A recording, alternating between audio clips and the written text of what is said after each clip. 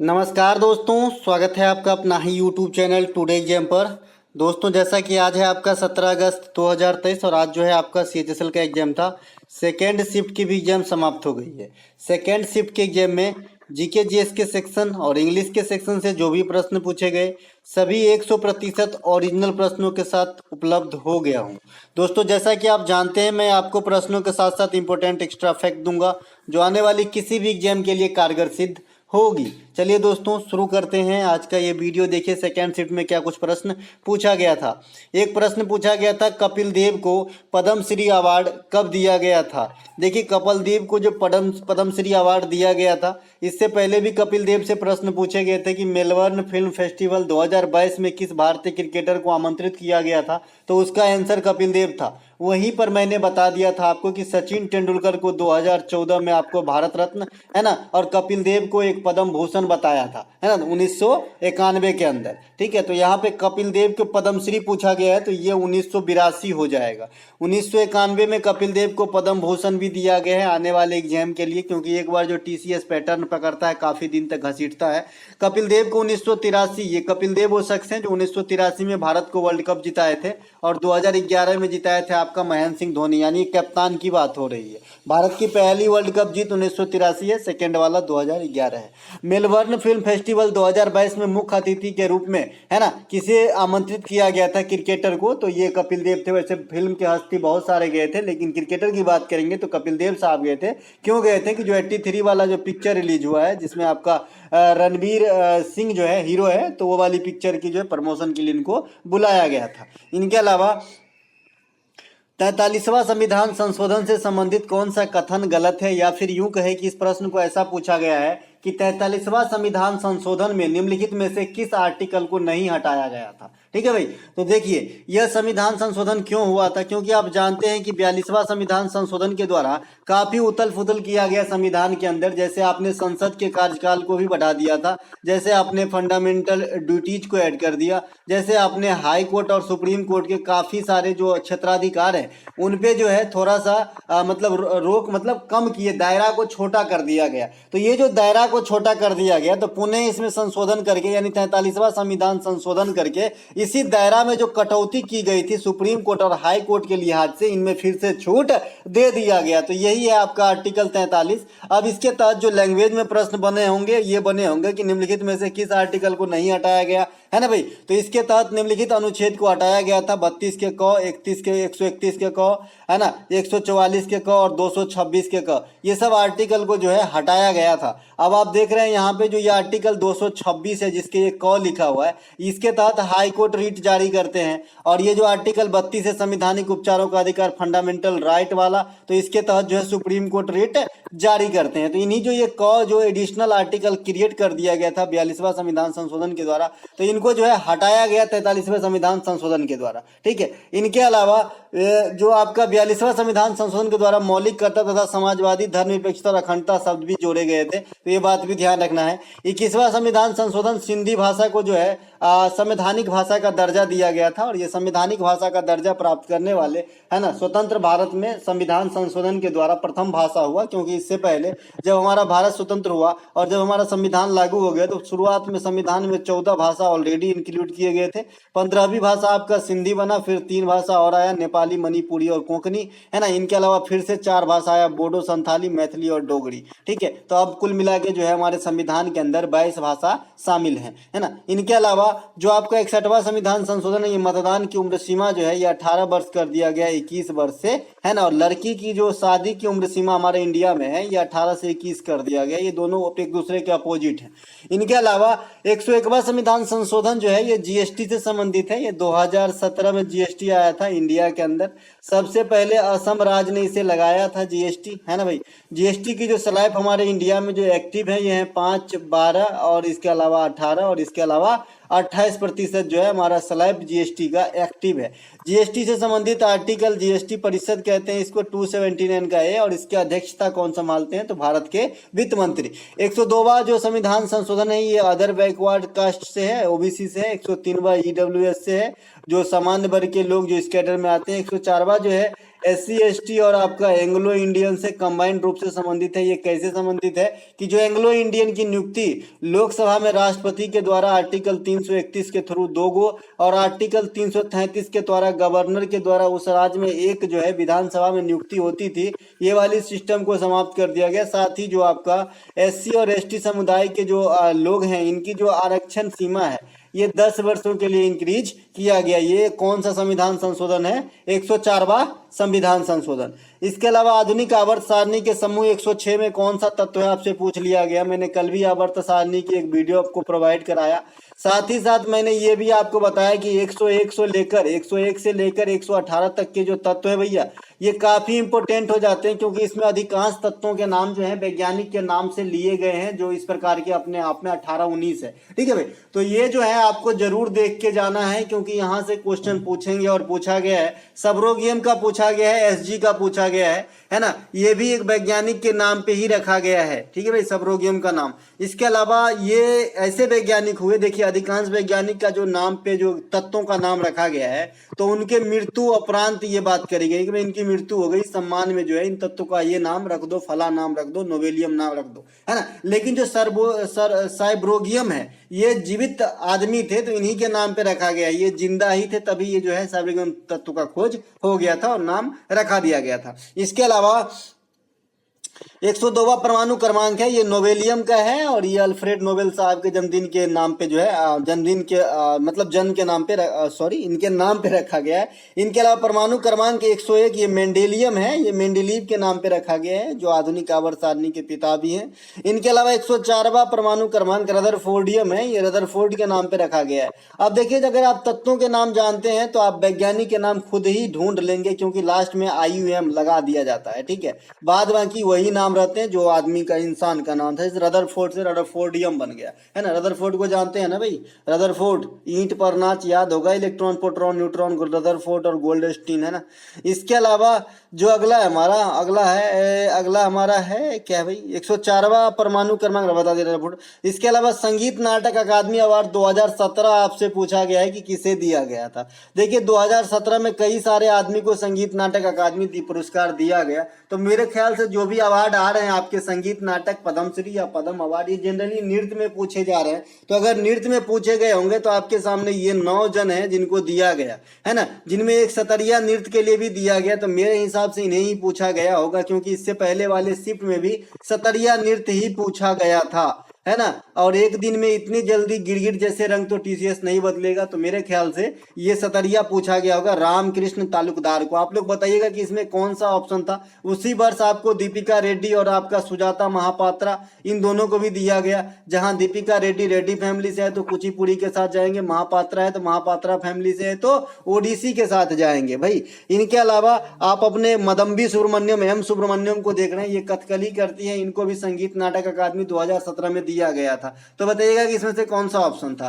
एक आपसे पूछा गया है बीट डिफियंस का ईडियम क्या होता है। इसका मतलब क्या होता है, जिद्दी प्रवृत्ति के इंसान होते हैं जो किसी की बातों को जो है अटेंटिवली नहीं सुनते हैं, मतलब अवहेलना करता है, डिफियर कर लेता है। ठीक है, तो अवज्ञा करना इसका होगा। एक तो भाई आज्ञा का पालन करना होता है, एक अवज्ञा करना होती है, नहीं मतलब अनसुना कर दिया, मैं तुम्हें वैल्यू नहीं देता, इस प्रकार से। तो ये अवज्ञा करना होता है, बीट डिफियंस, है ना। इनके अलावा फुलाइच त्योहार आपसे पूछा गया है कि कहाँ मनाया जाता है फुलाइच त्योहार। ये आपका रिपीट किया गया क्वेश्चन है, फुलाइच त्योहार। तो फुलाइच महोत्सव जो है ये आपके हिमाचल प्रदेश में मनाए जाते हैं, फुलाइच महोत्सव। इनके अलावा नाटी डांस भी आपके हिमाचल प्रदेश में मनाए जाते हैं। माघ साजी फेस्टिवल मकर संक्रांति के समय हिमाचल प्रदेश में। कुल्लू दशहरा ये भी आपके हिमाचल प्रदेश में मनाया जाता है। शिवरात्रि का त्यौहार ये तो हिमाचल प्रदेश के साथ साथ इंडिया के हर एक पार्ट में मनाए जाते हैं, है ना भाई।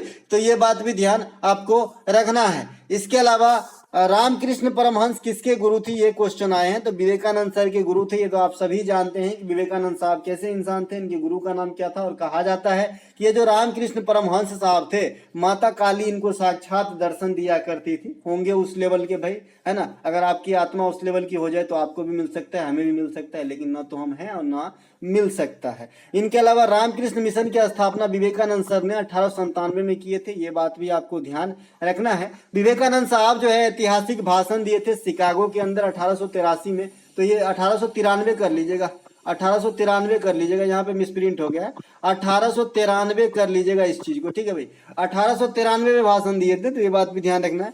अकबर के दरबार में कामकाज कौन देखता था, इसी स्टाइल में इन्होंने क्वेश्चन लिखा है कि अकबर के दरबार में कामकाज कौन देखते थे। अब देखिए भैया, अकबर के दरबार में तो नवरत्न रहते थे जो बेसिकली जो है एंटरटेन करते थे, लेकिन उनमें जो है कई सारे अकबर के दरबार में और भी मंत्री वगैरह हैं जिनके विभाग बांटा हुआ था, तो कामकाज कहेंगे तो अलग अलग सेंस निकलती है। फिलहाल जो भी आपसे पूछा गया होगा, मुझे लगता है टोडरमल पूछा गया होगा, या फिर अकबर के एक पूछा जाता है क्वेश्चन की प्रारंभिक दिन में उनका जो है देखरेख कौन किए, तो बैरम खान थे। तो आप लोग मुझे बताएंगे कि इन दोनों में से कौन सा ऑप्शन था, टोडरमल था कि बैरम खान था। बैरम खान जो है अकबर के संरक्षण के तौर पे प्रारंभिक दिन में उनको संभाला। टोडरमल जो है अकबर के मतलब शासन काल के दौरान वित्त विभाग देखते थे, राजस्व विभाग देखते थे, आपका कौन, टोडरमल। तो दोनों बात है। इनके अलावा जो आपका अकबर के समय टोडरमल राजस्व मंत्री वित्त मंत्री थे, बता दिए। राजा मान सिंह अकबर के सेनापति थे, तो ये बात भी आपको ध्यान रखना है। इसके अलावा अकबरनामा के लेखक कौन है, अबुल फजल। अकबर के दरबारी को क्या कहते हैं, नवरत्न। इसमें क्या क्या, फैजी, मुल्ला दो प्याजा, है ना, ये सब जो है इनके दरबार को सुशोभित करते थे। तानसेन, बैजू बावरा, ये सब भैया, है ना। इनके अलावा बैजू बावरा भी था ना। इनके अलावा सार्क में कुल कितने सदस्य हैं, सार्क में, सार्क है ना, SAARC South Asian Association for Regional Corporation, SAARC SASRC, है ना। तो इसमें 8 सदस्य हैं। ये बहुत ही कॉमन क्वेश्चन है और इसको मैं रिलेट करके आपको याद करना सिखाया है कि जिस वर्ष जो है द्रोणाचार्य पुरस्कार की शुरुआत हुई, उसी वर्ष आपका सार्क की स्थापना हुई। आज पेन को क्या हो गया, जिस वर्ष द्रोणाचार्य पुरस्कार की शुरुआत हुई, द्रोणाचार्य, जिस वर्ष आपकी द्रोणाचार्य पुरस्कार की शुरुआत हुई, इसी वर्ष जो है आपका सार्क की स्थापना हुई थी 1985 के अंदर, ठीक है। द्रोणाचार्य पुरस्कार जो है खाली कोच को दिया जाता है, किसी खेलते हुए खिलाड़ी को नहीं, सिर्फ प्रशिक्षक को दिया जाता है ना। और जो सार्क की स्थापना है ये इसमें 8 को सदस्य देश है, 1985 में हुआ था। मुख्यालय की बात करेंगे तो नेपाल पशुपतिनाथ मंदिर काठमांडू के अंदर है। इनके अलावा वर्तमान में 8 सदस्य देश हैं। जो सबसे लास्ट सदस्य देश आपसे पूछा जाता है तो अफगानिस्तान बताइएगा, क्योंकि ये बाद में जो है ऐड हुए थे, है ना। इनके सदस्य देशों में जो है अपने अगल बगल जो भी देश हैं ये आपको देख लेना है। जैसे मैंने यहाँ पे अपना इंडिया को बनाया है ना, तो यहाँ पे श्रीलंका हो जाएगा, यहाँ पे मालदीव हो जाएगा। 2 गो ये है, एगो यहाँ पे पाकिस्तान, यहाँ पे अफगानिस्तान, तो 4 गो हो गया। यहाँ पे नेपाल, तो 5 गो हो गया। बांग्लादेश, भूटान, तो 7 गो हो गया, 7 गो। एगो कौन छूट गया भाई, एगो कौन छूट गया, भूटान, नेपाल, अफगानिस्तान, मालदीव छूट गया, तो 8 गो होइएगा ना। 2 2 4 2 6 2 8, 8 गो हो गया। ये 8 गो कौन है भाई, भारत है, पाकिस्तान है, बांग्लादेश, नेपाल, भूटान, अफगानिस्तान, मालदीव और श्रीलंका। में भारत को खुद ही छोड़ रहा था, तभी 8 हो जाता है ना, भारत को ही छोड़ रहे थे। इसके अलावा सबसे अंतिम सदस्य देश कौन है भाई, अफगानिस्तान, बता दिया। एक प्रश्न आपसे पूछा गया है कि नए सीमा राज्य, ये बाउंड्री वगैरह जो साझा करने की बात है या फिर परिवर्तन करने की बात है, तो ये किस आर्टिकल में कहा गया है। मेरा आर्टिकल वाला वीडियो देखिएगा, एक तो नवीन सीरीज का है जो कल या परसों मैंने आपको प्रोवाइड कराया था, जो लेटेस्ट एग्जाम की डिमांड है उसके अनुसार मैंने बनाया था। और एक आर्टिकल की वीडियो पुराना है जो थोड़ा आपको जो है वो पूरे आर्टिकल को रिवीजन करवाएगा, जो आपके डिस्क्रिप्शन में लिंक पड़ा हुआ है, एक बार दर्शन कर लीजिएगा। ये पहला प्रश्न यहीं से स्टार्ट होता है। तो पहला प्रश्न, एक आर्टिकल में हमने राज्यों का संघ देखा, 2 में क्या कहता है कि बाहर से कुछ भी झपट्टा मार के इंडिया में मिलाना है तो 2 आर्टिकल का प्रयोग करो। जैसे कल होकर अगर हम चाइना का आधा जमीन अपने में मिलाएंगे तो हम 2 आर्टिकल का प्रयोग करेंगे, ठीक है। आर्टिकल 3 जो है ये क्या है कि जो देश में जो भी राज्य वगैरह हैं, सीमा वगैरह हैं, उनको अगर काट छांट करना है, नाम में परिवर्तन करना है, तो हम आर्टिकल 3 का प्रयोग करते हैं। उदाहरण स्वरूप जब 2000 ईस्वी में उत्तर प्रदेश से अलग हुआ था तो उस समय उत्तराखंड नाम नहीं था, उत्तरांचल नाम था। क्या नाम था, उत्तरांचल। बाद में इसका नाम उत्तराखंड पड़ा है, तो किस आर्टिकल का प्रयोग हुआ होगा, तो आर्टिकल 3 का प्रयोग हुआ होगा। इसके अलावा इल्यूसिव का एंटोनियम्स आपसे पूछा गया है। इल्यूसिव का एंटोनियम्स, ये तो काफी कॉमन है। इसके अलावा इनमें से कौन सा डायरेक्ट टेक्स का उदाहरण है, ये आपसे पूछा गया है। डायरेक्ट और इनडायरेक्ट टेक्स से क्वेश्चन आए हैं कि इनमें से कौन सा आपका डायरेक्ट टेक्स का उदाहरण है। ऑप्शन में बच्चे ने इनकम टैक्स भी बताया, तो इनकम टैक्स राइट आंसर होता है। अगर आप इनकम टैक्स पेयर हैं तो ये बात को अच्छे से जानते हैं कि ये टैक्स जो आप पे करेंगे ये सीधे सीधे जो है आपका कहां पे पहुंच जाता है ना, सेंट्रल प्रोसेसिंग एजेंसी। कहां पे पहुंच जाता है, सेंट्रल प्रोसेसिंग सेंटर है भाई, है ना, सेंट्रल प्रोसेसिंग सेंटर, ये भी मुख्यालय याद रख लीजिए, सेंट्रल प्रोसेसिंग सेंटर बेंगलुरु, है ना, इनकम टैक्स डिपार्टमेंट यहाँ पे पहुंच जाता है अगर आप इनकम टैक्स पे करते हैं तो, क्योंकि आजकल तो भाई मोबाइल से भी वेरीफाई हो जाता है, जिनको वेरीफाई नहीं है वो आदमी जो है मैनुअल तरीके से पोस्ट ऑफिस में स्पीड पोस्ट करते हैं, अपना ITVR जो है रिटर्न भरते हैं उसको, कागज को, ठीक है। तो हम भी करने जाते हैं, तो ये एड्रेस मुझे जो है याद है, इनका एड्रेस है सेंट्रल प्रोसेसिंग सेंटर बेंगलुरु भाई, ठीक है। तो यहाँ जो है अगर आप डायरेक्ट टैक्स में आएंगे तो इनकम टैक्स हो जाएगा, इनडायरेक्ट टैक्स में आएंगे तो GST हो जाएगा।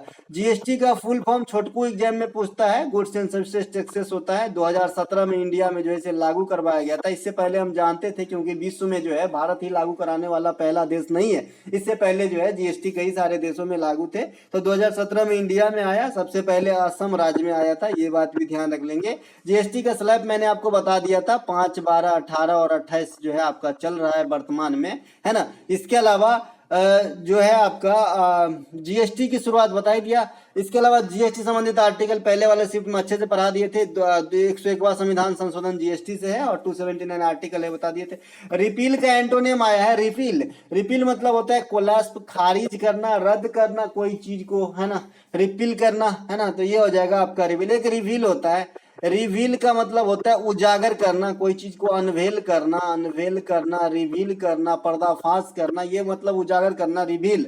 रिपील मतलब आपका कोलास्ट करना, खारिज करना, रद्द करना, रोकना, सेंस से हो जाएगा। इसके अलावा एक आपसे पूछा गया है कॉन्टेस्टेंट का सेनो। कंसिस्टेंट का जो होता है ना कंटेस्टेंट, हाँ, तो आपने देखे होंगे इंडियन आइडल वगैरह में जो भाग लेते हैं उसे कंटेस्टेंट कहते हैं, मतलब प्रतिभागी, है ना, कोई भी प्रतियोगिता में जो भाग लेते हैं उसे कंसिस्टेंट कहते हैं। इनके अलावा झारखंड में बहते हुए कौन सी नदी बंगाल की खाड़ी में गिर जाती है, ऐसा प्रश्न आपसे पूछा गया है। अगर आपको याद हो कि मैं ये आपको बता रखा हूं समगोका, देखिए यहाँ पे मैंने लिख रखा है, भले आपको फनी लग रहा हो, नंबर दिलाएगा भाई, समगोका, है ना भाई। तो इसमें क्या है, स से स्वर्ण रेखा, और यही आंसर हो जाएगा, क्योंकि स्वर्ण रेखा नदी जो है आपका छोटा नागपुर पठार के आसपास बहती है और झारखंड में भी बहती है, फिर स्वाभाविक सी बात है, और आपका जो है बंगाल की खाड़ी में गिरती है। मौ से क्या हो गया, महानदी छत्तीसगढ़ से निकलती है ना। गोदावरी, ये आपका गोदावरी महाराष्ट्र से निकलते हुए आंध्र प्रदेश में जाके गिर जाती है कर्नाटक के रास्ते। इसके अलावा कृष्णा, ये भी महाराष्ट्र से निकलती है, और कावेरी, कावेरी जो है आपका कर्नाटक के ब्रह्मगिरी से निकलती है, ठीक है। तो ये आपका राइट आंसर स्वर्ण रेखा हो जाएगा। इसके अलावा बंगाल की खाड़ी में गिरने वाली नदी में एक प्रमुख गंगा नदी भी है, तो ये बात भी ध्यान रखें, है ना, जो बांग्लादेश में जाने के बाद गिरती है। इसके अलावा निम्नलिखित में से कौन सा एक मौलिक कर्तव्य नहीं, ये क्वेश्चन तो छा गया है गुरु, छा गया है। तो 11 मौलिक कर्तव्य हमें याद करने में कितना टाइम लगेगा भाई, मुश्किल से 11 मिनट, और 11 मिनट अगर 2 नंबर दे रहा है तो हमारे ख्याल से घाटे का सौदा नहीं है ना भाई, घाटे का सौदा नहीं है ना, क्योंकि हमने 50 नंबर के लिए 2 साल से मेहनत करा है, और अगर मैं आधा घंटा मेहनत करने के बाद 5 मार्क बढ़ जाती है तो हमारे लिए बहुत फायदा की सौदा होगी, है ना भाई। तो 51 ये मौलिक जो आपका ये आपका मौलिक कर्तव्य है, इसके तो हिस्ट्री मैंने इससे पहले वाले शिफ्ट में बता दिया, आई थिंक आपको याद भी होगा। तो 51 के ए में जो है ये क्या कहते हैं कि देश की जो राष्ट्रीय गान है, राष्ट्रीय झंडा है, उनकी रक्षा करना। बी में क्या कहते हैं कि उन आदर्शों को संजोना जो हमें राष्ट्र प्रेम के लिए ओतप्रोत किया है या प्रभावित किया है। सी में कहते हैं संप्रभुता, एकता, अखंडता को बनाए रखना। याद करने की तरीके देखो भैया, अगर मान लीजिए कि सबसे पहले हमारा देश, 1-2 मिनट के लिए आप जो है सेना बन जाओ, आर्मी बन जाओ 2 मिनट के लिए, है, तो सबसे पहले देश, तो सबसे पहले देश के लिए सबसे बड़ा क्या, हम किसके लिए मरते हैं भाई, तिरंगा के लिए, तो सबसे पहले तिरंगा की रक्षा। दूसरा जो है वो आन बान शान, जो हमें जो है इस प्रकार की चीज के लिए मोटिवेट करते हैं, उनकी रक्षा करना। तीसरा देश की अखंडता, संप्रभुता और एकता को बनाए रखना, इसकी गरिमा का रक्षा करना। तो ये आपका, अब चौथे से थोड़ा बहुत जो है आपको याद करना पड़ेगा कि देश की रक्षा के लिए आपको जो है तत्पर रहना है। 5वां में जो है ये आपके जो महिलाएं वगैरह है ना, इनको सम्मान देना, या फिर जो दुर्लभ लोग हैं, मतलब क्या बोलते हैं, दुर्बल लोग हैं, उनको थोड़ा रक्षा प्रोटेक्शन देना। 7वां जो है मिलीजुली समृद्धि की विरासत को संरक्षण प्रदान करना। 8वां जो है वन्य जीव संरक्षण के जो बात करता है ना, इस प्रकार से जो आपको रखना है। और जो 11वां होगा आपका मौलिक कर्तव्य, 51 के ए के 11, वो शिक्षा वाला होगा, जो किसी पेरेंट्स के लिए शिक्षा की व्यवस्था कराना अपने बच्चों हेतु उनकी मौलिक कर्तव्य होगी। इनके अलावा एक प्रश्न आपसे पूछा गया है, ये प्रश्न क्लियर नहीं है ना भाई, आप लोग बताएंगे कि ये प्रश्न क्या था भाई। पूछा गया है कि मतलब 2023 में, एक बच्चा बोल रहा है 2022 में, एक बच्चा बोल रहा है 2023 में किन्होंने गोल्ड जीता, महिला। अब ये किस खेल की बात कर रहा है ये नहीं बता सके भाई साहब ने, है ना।